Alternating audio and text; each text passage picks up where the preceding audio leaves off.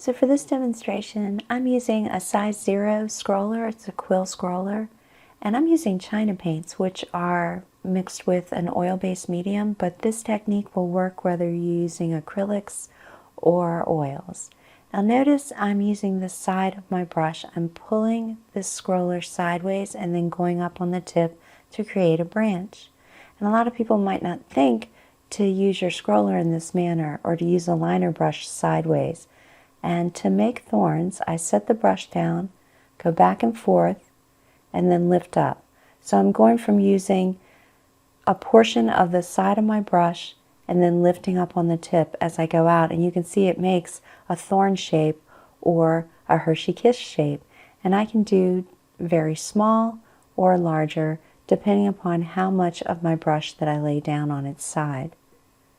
And then of course I can add these little thorns to my branch. Now my paint consistency when I use my scroller or my liner brushes is a little thinner paint than I normally paint with, and that's so the paint can flow off of this brush. You want to load it up and get enough paint on there so that it can flow out. I also make sure that I don't twirl my liner brush or my scroller brushes in the paint.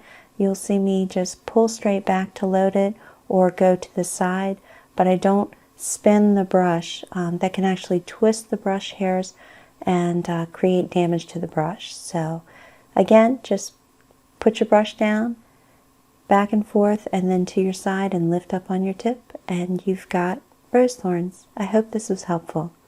See you next time.